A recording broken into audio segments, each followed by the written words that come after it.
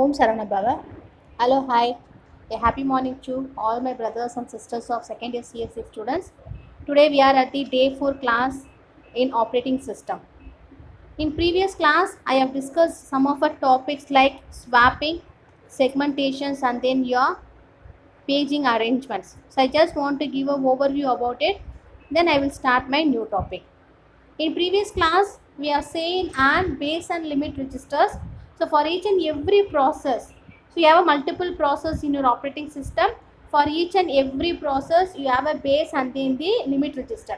So ஒரு process இருக்குது அப்படின்னா அது எந்த இடத்துல ஸ்டார்ட் ஆகுது அந்த எதனோட அட்ரஸ் ஸ்பேஸ்க்குள்ளே அது வந்து பார்த்தீங்கன்னா அதில் ப்ராசஸ் வந்து கம்ப்ளீட் ஆகிடணும் அப்படின்னு சொல்கிறது தான் base and then limit registers. Then we have seen the address, hardware address protection for base and limit. First, you have to gather the information from your CPU. If your process is greater than or equal to your address space, then you can move on to the concatenation of base and limit register. Suppose if the value is less than this, you can come out from your operating system. Then the values of base and limit register will be stored in your memory. Then we have seen about an address binding. So address binding na enna appadina unga kitta irukra ungalodiya physical address வந்து பார்த்தீங்கன்னா find பண்ணுவாங்க. So அதை find பண்ணும்போது அதனுடைய 14 bytes வந்துட்டு beginning of your modules வந்து பார்த்தீங்கன்னா extract பண்ணுறதுக்காக உங்களுக்கு வந்து அதை யூஸ் பண்ணுவாங்க. அது வந்து உங்களோட அட்ரஸ் பைண்டிங் அப்படின்னு பார்த்தோம். Then we have seen some of data how to synchronize with your memory. அதுக்கு வந்து பார்த்தீங்கன்னா உங்களுக்கு கம்பைல் டைம் தெரியணும், லோட் டைம் தெரியணும், and then you have to know about your execution time. So compile time அப்படின்றது compile time will give the priority to your code which was generated by the compiler. Then next one is your load time. So load time la vandu pathina relocatable code theriyano, and relocatable code vandu pathina compile time ku memory location kudukanumன்ற necessity kadiyadu. Then your third one is execution time. So in this execution time your runtime process will be move on during the execution process. Then this is your multi step processing we have seen. So first you have a source code, adu vandu compile பண்ணுவாங்க. Compile பண்ணத மாடியூல்ஸாக கொடுத்து அதோட linkage வாங்கி அந்த linkage வந்து load பண்ணி உங்களோட memories வந்து பார்த்தீங்கன்னா எக்ஸிக்யூட் பண்ணுறதுக்கு யூஸ் பண்ணுறாங்க. Then what's the difference between your logical versus physical address space. So logical address space அப்படின்றது உங்களோட வர்ச்சுவல் அட்ரஸஸ் வந்து சிபியூவில் ஜென்ரேட் பண்ணோம். ஃபிசிக்கல் அட்ரஸ் அப்படின்றது உங்களோட மெமரி யூனிட்டில் இருக்கிற அட்ரஸை சென்ட் பண்ணோம். ஸோ லாஜிக்கல் அட்ரஸ் ஸ்பேஸ் வந்து பார்த்தீங்கன்னா உங்களோட ப்ரோக்ராமில் லாஜிக்கல் அட்ரஸை ஜென்ரேட் பண்ணி ஃபிசிக்கல் டேட்டாஸை ஆக்சஸ் பண்ணுறதுக்கு யூஸ் பண்ணுவாங்க. Then your next you have seen about an MMU, that is memory management unit. So இதில் வந்து பார்த்தீங்கன்னா ஹார்ட்வேர் டிவைஸ் உங்களோட ஃபிசிக்கல் அட்ரஸோட வர்ச்சுவல்ஸாக லிங்க் இருக்கும். அதுக்கப்புறம் அந்த ஹார்ட்வேர் டிவைஸ் வந்து பார்த்தீங்கன்னா ரீலொகேட் பண்ணுறதுக்கு ரிஜிஸ்டர்ஸ் வந்து ஹெல்ப் பண்ணுவாங்க.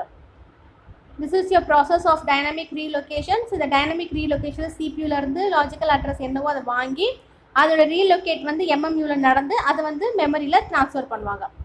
Then we have seen about an dynamic binding.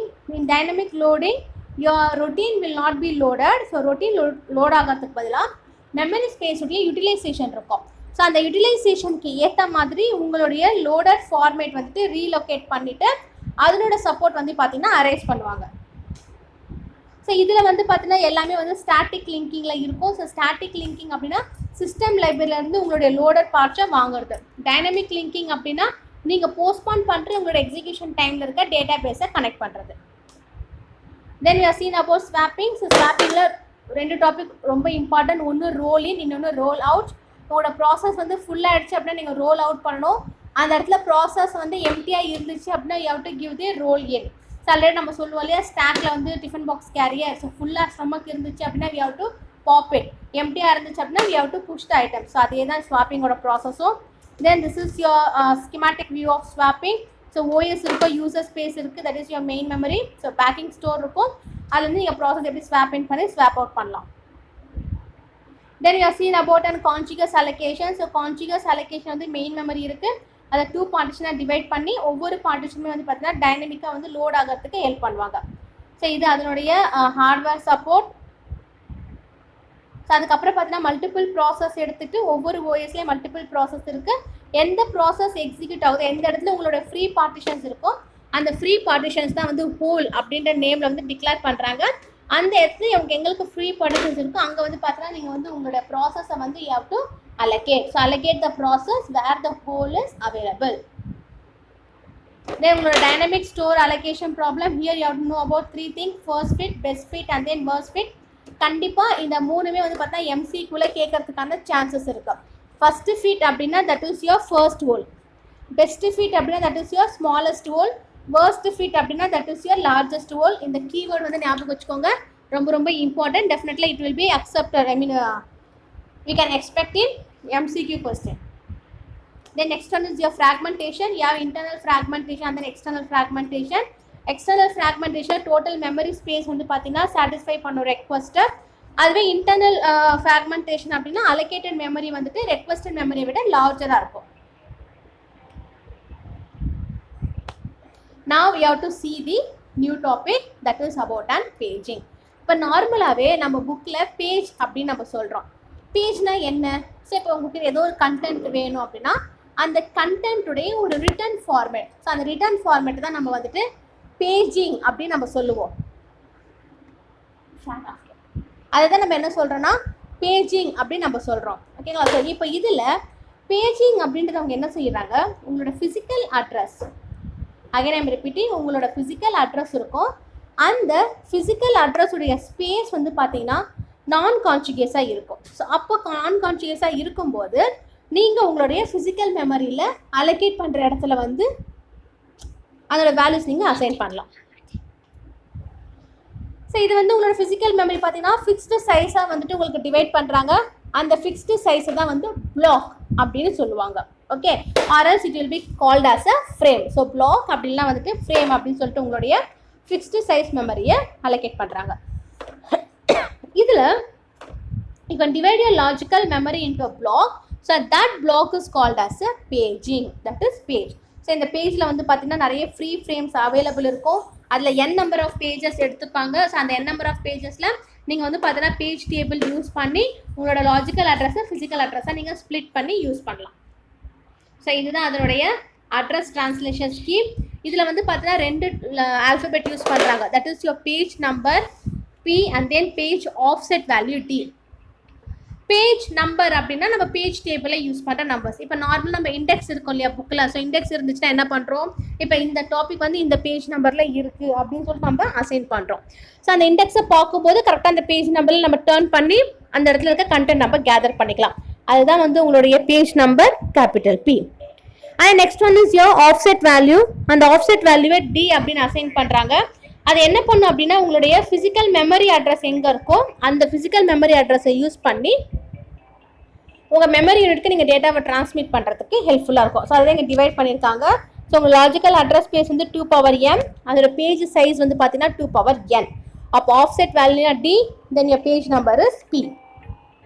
இதுதான் உங்களோட பேஜிங்கோட hardware. See from the CPU you have been indexing to page number P and then the offset value D. So அந்த page number P வந்து பார்த்தீங்கன்னா page டேபிளில் போயிட்டு உங்களுக்கு frames allocate ஆகிடும். அந்த ஃப்ரேம்ஸ் வந்து உங்களுக்கு ஃபிசிக்கல் அட்ரஸ்க்கு மூவ் ஆகும். ஆனால் ஆஃப்செட் வேல்யூ மட்டும் வந்து பார்த்தீங்கன்னா லாஜிக்கல் அட்ரஸ்லேருந்து ஃபிசிக்கல் அட்ரஸ்க்கு டேரெக்டாக மூவ் ஆகும். ஸோ டேரெக்டாக மூவ் ஆனதுக்கு அப்புறமா அதோட வேல்யூஸ் எல்லாமே வந்துட்டு உங்களுக்கு ஃபிசிக்கல் மெமரியில் ஸ்டோர் பண்ணிடுவாங்க. இது பேஜிங்கோடைய ஹார்ட்வேர். தென் நெக்ஸ்ட் ஒன் வந்து பார்த்தீங்கன்னா பேஜ் டேபிள் மாடலுடைய logical and physical memory. So இப்போ இதில் பார்த்தீங்க அப்படின்னா நல்லா டிஃப்ரென்ஷியேட் பண்ணிக்கோங்க, நோட் பண்ணுங்கள். See your logical memory will be there. அந்த லாஜிக்கல் மெமரியில் பேஜஸ் எல்லாமே நான் வந்து அசைன் பண்ணியிருக்கேன். அந்த பேஜஸ் எல்லாமே பாருங்கள் கிரே கலரில் கொடுத்துருக்கேன். Page 0, page 1, page 2, page 3. இது என்னது அப்படின்னா உங்களுடைய லாஜிக்கல் மெமரி.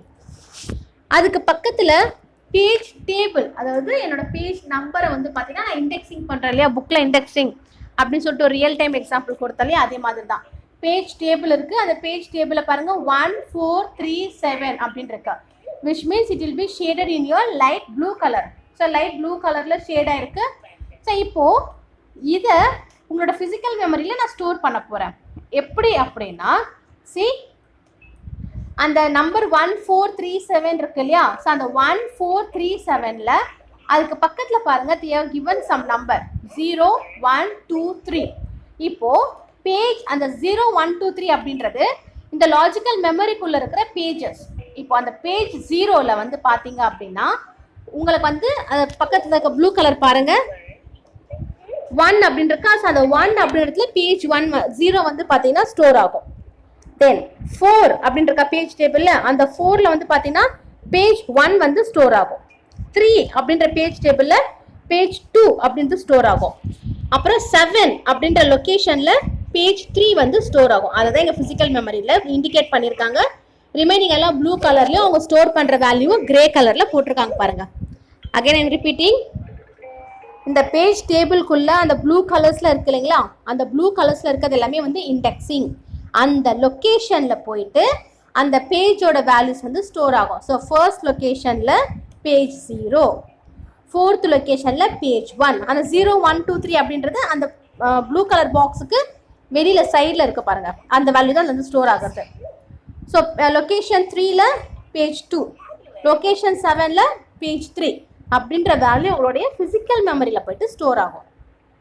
புரியுது அந்த diagram? Then see this diagram. This is your paging example. இந்த பேஜிங் எக்ஸாம்பிளில் என்னோட வேல்யூ 2 கொடுத்துருக்காங்க. எம்மோட வேல்யூ வந்து பார்த்தீங்கன்னா 4 பைட்.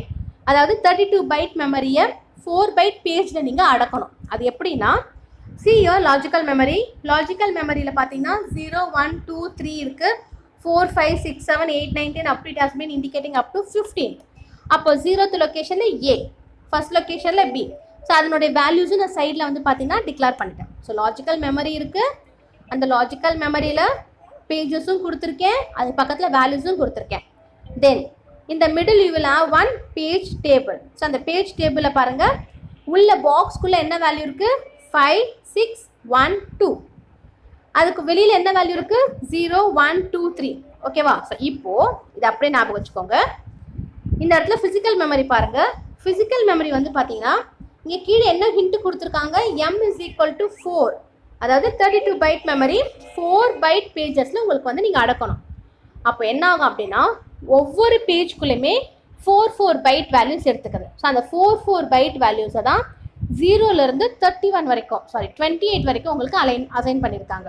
ஓகே, ஸோ அதை அசைன் பண்ணும்போது 0, 1, 2, 3 இந்த 4 வேல்யூமே ஒரு பைட் ஒரு பாக்ஸ்குள்ளே. தென் லொக்கேஷன் 4, 5, 6, 7 ஒரு பாக்ஸ், லொக்கேஷன் 8, 9, 10, 11 ஒரு பாக்ஸ். அது மாதிரி 4 லொக்கேஷன் அட்ரஸ் ஸ்பேஸை ஒரு பாக்ஸுக்கு அசைன் பண்ணிடணும். அசைன் பண்ணதுக்கப்புறமா இப்போ இந்த பேஜ் டேபிள் கொடுத்துருக்காங்க இல்லையா, ஸோ இந்த பேஜ் டேபிளில் கொடுத்துருக்க வேல்யூஸை கொண்டு போயிட்டு அந்த ஃபிசிக்கல் மெமரியில் நம்ம ஸ்டோர் பண்ணோம். இதுக்கு முன்னாடி எக்ஸாம்பிள் பார்த்தோம் இல்லையா, சேம் மெத்தட் தான். பட் இதுக்கும் அதுக்கும் என்ன டிஃப்ரென்ஸ் அப்படின்னா, ஒரு ஃப்ரேமில், அதாவது அந்த ஒரு பாக்ஸில் 4 பைட் வேல்யூவை ஆட் பண்ணுறாங்க. இதில் ஒரு ஃப்ரேம்லேயும் வந்து பார்த்தீங்கன்னா ஒரு பைட் வேல்யூ தான் ஆட் பண்ணாங்க. இதில் 4 பைட் வேல்யூ ஆட் பண்ணுறாங்க. அது மட்டும் தான் difference. So see here 5, 6, 1, 2. So 5th லொக்கேஷனில் 0வோட வேல்யூ வந்து பார்த்தீங்கன்னா போய் ஸ்டோர் ஆகணும். ஸோ அப்போ இந்த பேஜ் அப்படின்றது வந்து பார்த்தீங்கன்னா IJKLMNOP. அதுக்கப்புறம் 20th லொக்கேஷனில் ABCD, 24th லொக்கேஷனில் EFGH. ஸோ இந்த வேல்யூஸ்க்கு ஏற்ற மாதிரி அதனோட டேபிள்ஸ் வந்து பார்த்தீங்கன்னா உள்ளே போயிட்டு அசைன் பண்ணிடுறாங்க. ஓகே, இது பேஜிங்கோடைய example. Then next one, internal fragmentation எப்படி கால்குலேட் பண்ணலாம் அப்படின்னா, உங்கள் பேஜ் சைஸ் வந்து 2048 பைட்ஸ், அதோட ப்ராசஸ் சைஸ் வந்து 72766 பைட்ஸ். ஸோ அதோட பேஜஸ் கொடுத்துருக்காங்க. ஒவ்வொரு ஸ்மால் ஃப்ரேம் சைஸுமே வந்து பார்த்தீங்கன்னா ஒரு ஆவரேஜ் ஃப்ராக்மெண்டேஷனுக்கு ஈக்குவலைஸ் ஆகும். இப்போ இன்டர்னல் ஃப்ராக்மெண்டேஷனாக ஒரு வேல்யூ, வேர்ஸ்ட் கேஸ் ஃப்ராக்மெண்டேஷனாக ஒரு வேல்யூ, ஆவரேஜ் ஃப்ராக்மெண்டேஷனாக ஒரு வேல்யூ. ஸோ அதுக்கேற்ற மாதிரி உங்களோட வேல்யூஸ் வந்து பார்த்தீங்கன்னா டிக்ளேர் பண்ணி அசைன் பண்ணுறாங்க. So see this example, this is your free frame. இது ரொம்ப இன்ட்ரெஸ்டிங்காக இருக்கும், நல்லா கவனிச்சுக்கோங்க. இந்த டயக்ராமை ஜஸ்ட் ரெண்டாக ஸ்ப்ளிட் பண்ணிக்கோங்க. ஒன்று நான் அலோகேஷன் போடுறதுக்கு முன்னாடி, பிஃபோர் அலோகேஷன். இன்னொன்று பார்த்தீங்கன்னா நான் அலோகேஷன் போட்டதுக்கு அப்புறமா, ஆஃப்டர் அலோகேஷன். ஸோ இந்த டயக்ராமை ரெண்டாக ஸ்ப்ளிட் பண்ணிக்கலாம். இப்போது பிஃபோர் அலோகேஷன் என்ன இருக்கோ அதை மட்டும் நான் எக்ஸ்பிளைன் பண்ணுறேன் பாருங்கள்.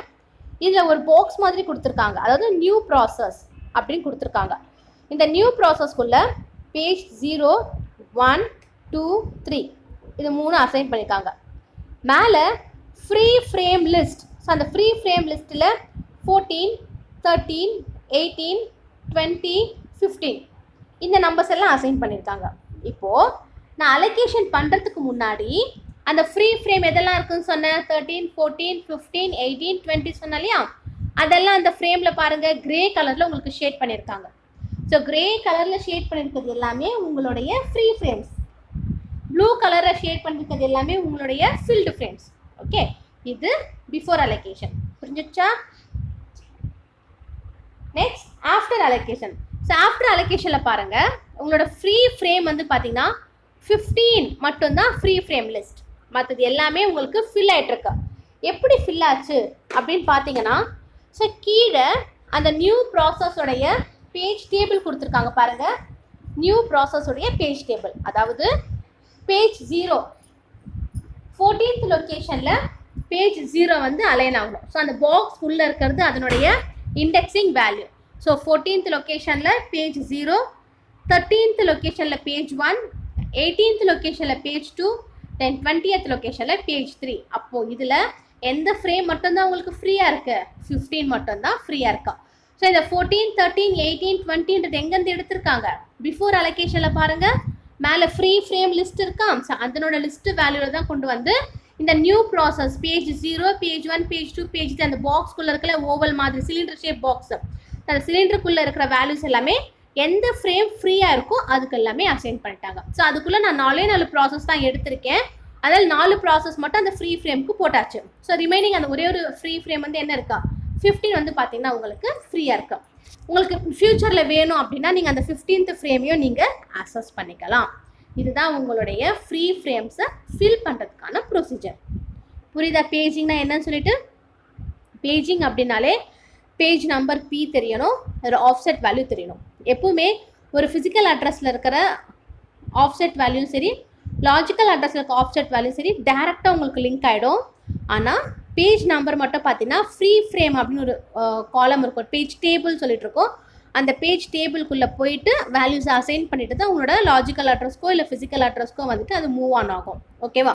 ஸோ அதை பேஸ் பண்ணி தான் உங்களுடைய ஃப்ரேம்ஸ் எல்லாமே ஃபில் பண்ணுற எக்ஸாம்பிள் இப்போ நம்ம 3 எக்ஸாம்பிள் பார்த்தோம்.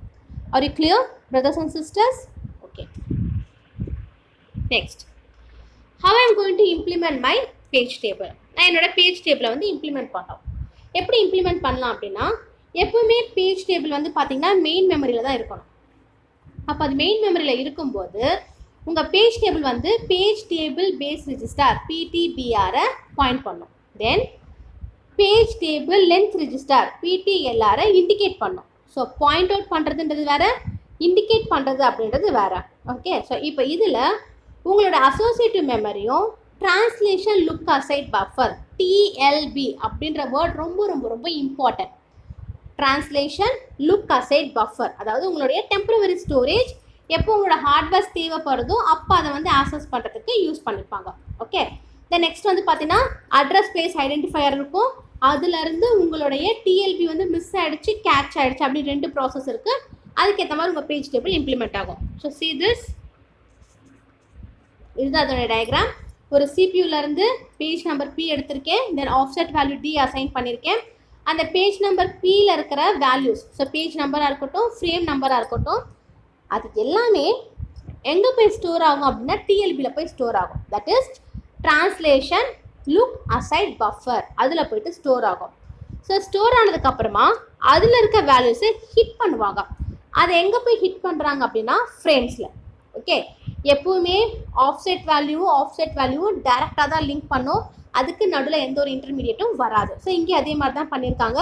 லாஜிக்கல் அட்ரஸில் இருக்கிற ஆஃப்செட் வேல்யூவும் உங்கள் ஃபிசிக்கல் அட்ரஸில் இருக்கிற லாஜிக்கல் அட்ரஸும் வந்து பார்த்தா எப்படி இருக்குது?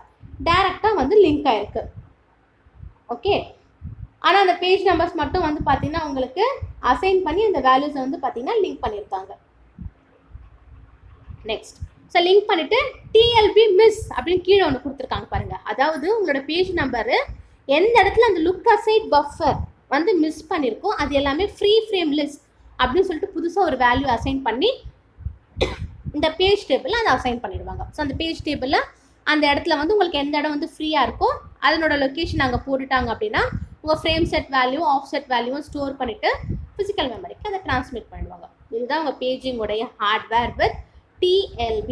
ரொம்ப ரொம்ப important. TLB translation look assign buffer, அதாவது டெம்பரவரியாக உங்களோட பேஜ் நம்பரை வந்துட்டு நான் என்ன பண்ணுறேன், ஸ்டோர் பண்ணிவிட்டு அதை ஹிட் பண்ணுறேன், மிஸ் பண்ணுறேன், வேணும்னு போது ஹிட் பண்ணி ஸ்டோர் பண்ணி ஃபிசிக்கல் மெமரிக்கு அனுப்பிச்சிடுவேன், வேண்டாம் அப்படின்னு அதை மிஸ் பண்ணுறது என்ன பண்ணுறேன்னா ஃப்ரீ ஃப்ரேம் லிஸ்ட்டில் அதை ஹோல்ட் பண்ணிவிட்டு அதுக்கப்புறம் நான் அதை வந்துட்டு யூஸ் பண்ணுறேன். ஸோ இதுதான் அதனுடைய இஏடி எஃபெக்டிவ் ஆக்சஸ் டைம். அது எப்படி கால்குலேட் பண்ணுறாங்க அப்படின்னா ஹீட் ரேஷியோ வச்சு கால்குலேட் பண்ணுவாங்க. ஹீட் ரேஷியோ அப்படின்றது உங்களோட பர்சன்டேஜ் ஆஃப் டைம், அந்த பேஜ் நம்பர் எத்தனை முறை உங்களுக்கு வந்து அசோசியேட் ரிஜிஸ்டர்லேருந்து வாங்கி அந்த ரேஷியோவை கால்குலேட் பண்ணுறோம், அதை பேஸ் பண்ணி இருக்கும்.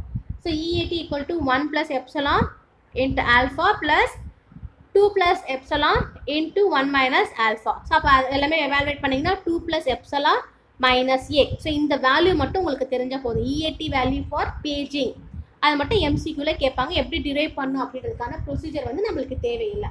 ஜஸ்ட் இம்ப்ளிமெண்டேஷன் மட்டும் நம்மளுக்கு போதும். தென் next one is memory protection.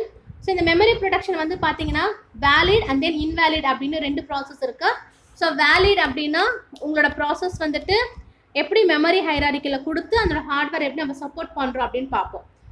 Valid indicates your logical address space, then your invalid indicates your logical address space which doesn't contain your process.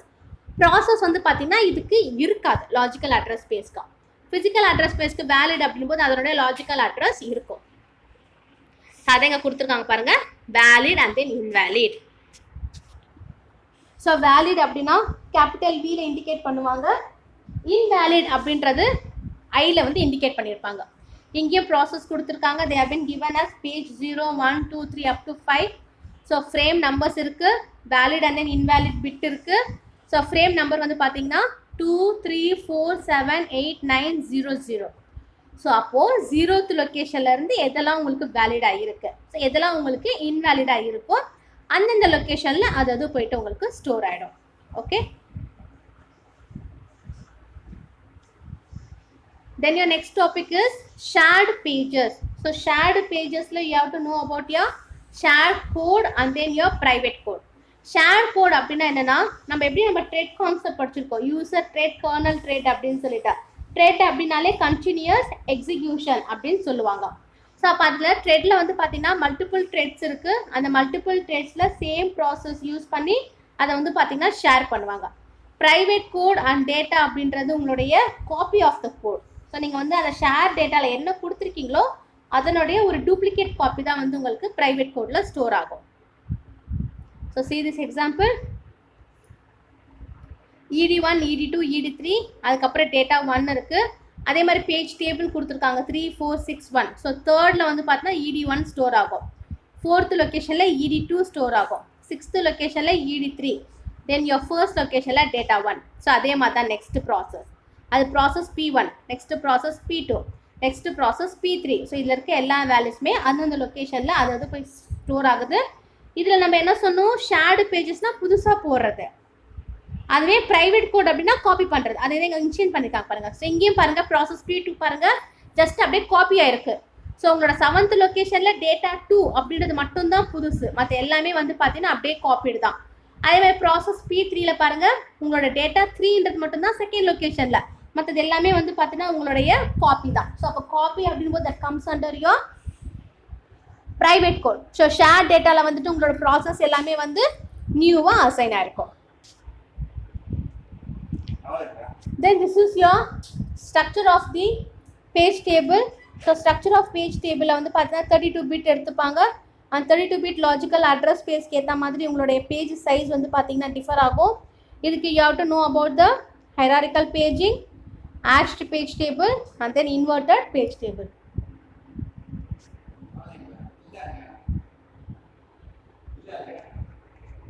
Your first one is hierarchical page table. So hierarchical page table it is similar to your logical address. So the logical address வந்து என்ன ஆகும் அப்படின்னா multiple page டேபிளாக வந்து divide ஆகும். So divide ஆகும்போது அதோட simple technique வந்து 2 level page table அப்படின்னு எடுத்துப்பாங்க. ஸோ 2 லெவல் பேஜ் டேபிளில் உங்களுக்கு எப்போல்லாம் பேஜிங் வேணுமோ அப்போல்லாம் வந்து உங்களோட லெவல்ஸை 2ஆக டிவைட் பண்ணி வேல்யூஸை அசைன் பண்ணுவாங்க. So shear this is your 2 level page table scheme. உங்களோட அவுட்டர் பேஜ் டேபிள் இருக்கும். ஸோ இதில் வந்து பார்த்தீங்கன்னா மல்டிபிள் வேல்யூஸ் எல்லாமே அசைன் பண்ணுவாங்க. இதில் வந்து பார்த்தீங்கன்னா பேஸ் வேல்யூ அந்த limit register. So base register, limit register ரெண்டு வேல்யூமே தெரிஞ்சு அதை வந்து கிராஸ் பண்ணி உங்களோட மெயின் மெமரியில் ஸ்டோர் பண்ணுவாங்க. ஸோ அதே தான் 2 லெவல் பேஜிங்கோட எக்ஸாம்பிள். நம்ம எப்படி 1 லெவல் பேஜிங்கோட எக்ஸாம்பிளில் வந்துட்டு ஒரு பேஜ் நம்பரும் ஒரு ஆஃப்செட் வேல்யூ எடுத்தோம், அதே மாதிரி தான் எங்கள் 2 லெவல். ஸோ 2 லெவல் அப்படின்னும் போது ஆஃப்செட் வேல்யூ ஒன்று தான், பட் பேஜ் நம்பர் மட்டும் பார்த்தீங்கன்னா 2 வரும், P1 அண்ட் P2 அப்படின்னு சொல்லிட்டு. ஸோ இது அதனுடைய address translation scheme. So address translation ஸ்கீமில் you will have 2 page number in a logical address, that is P1 and P2. Then you have one offset value, that is D. So அதே மாதிரி தான் ஒரு outer page table கொடுத்துட்டு இன்னொரு outer page table கொடுத்துட்டு அது வந்து உங்களுக்கு ஆஃப்செட் வேல்யூவை எடுத்துப்பாங்க.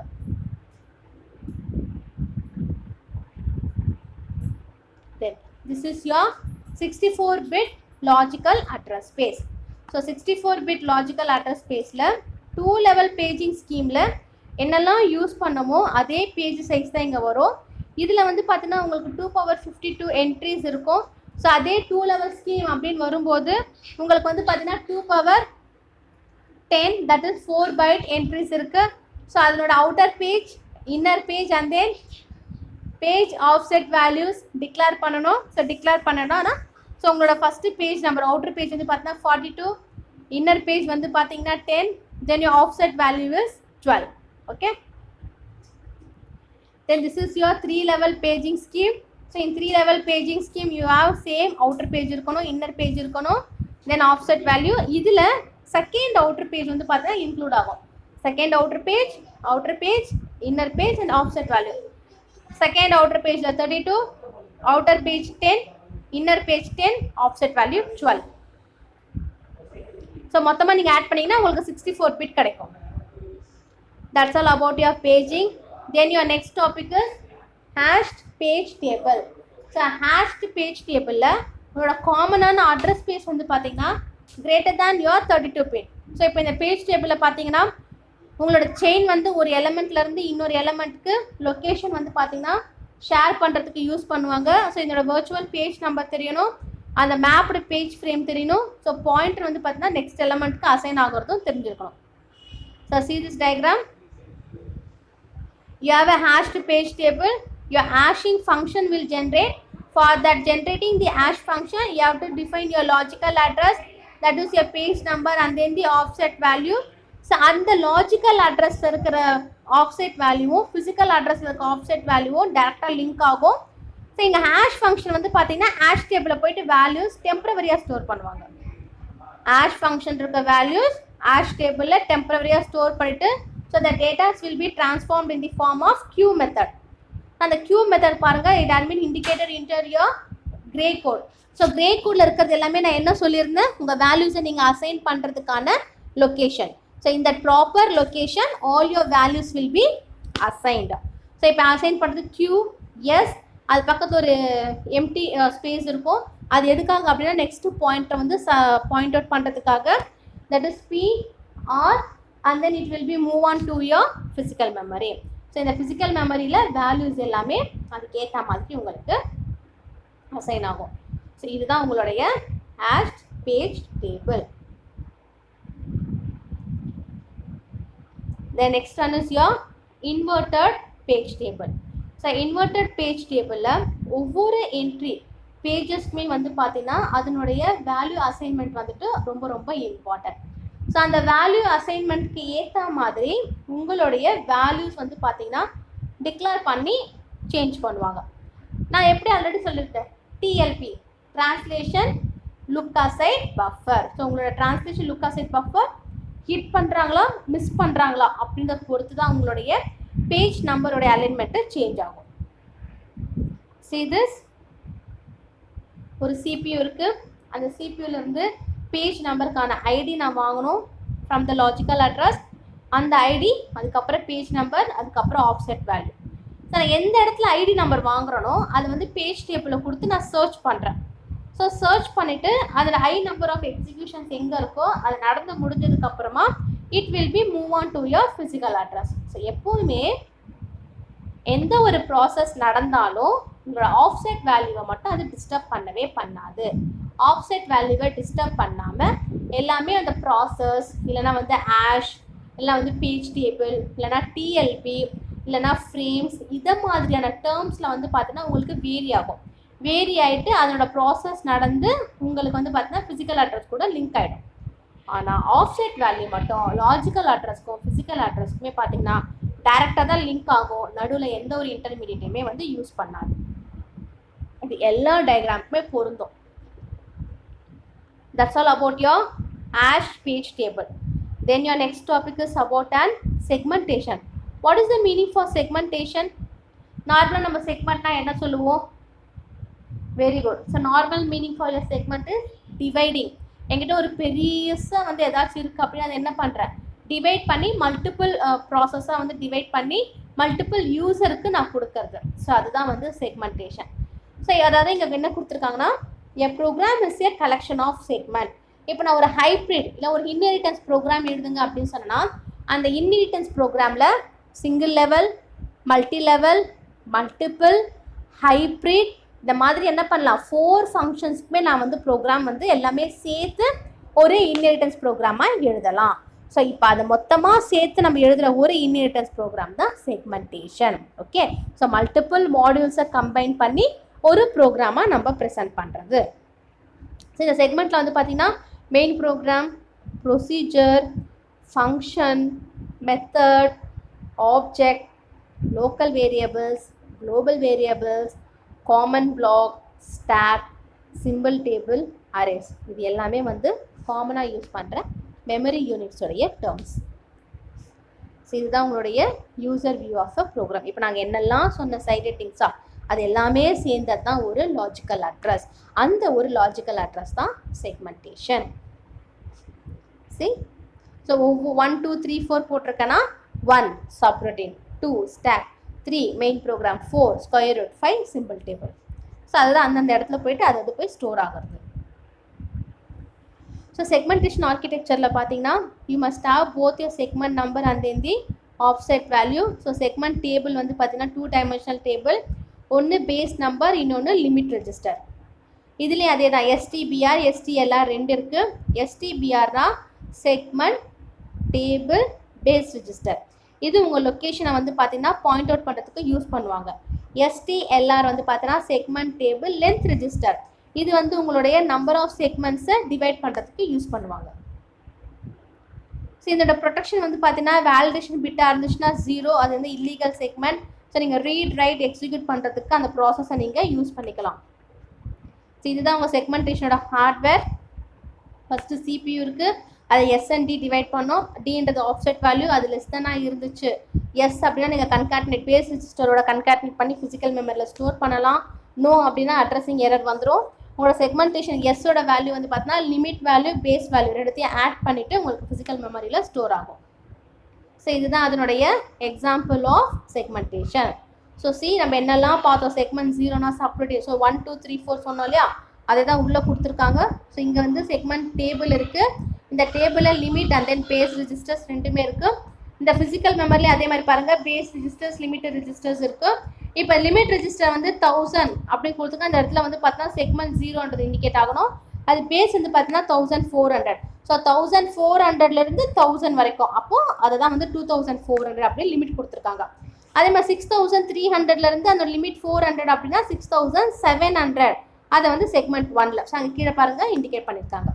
4300லேருந்து 400 வரைக்கும் அப்படின்னா 4700, அதுதான் அதனுடைய லிமிட். ஸோ அந்த இடத்துல செக்மெண்ட் 2. அது மாதிரி லிமிட் கொடுத்துட்டு பேஸ் வேல்யூ கொடுத்துட்டு அந்தந்த இடத்துல போய்ட்டு ஃபிசிக்கல் மெமரியில் அந்தந்த வேல்யூ போய் ஸ்டோர் ஆகும்.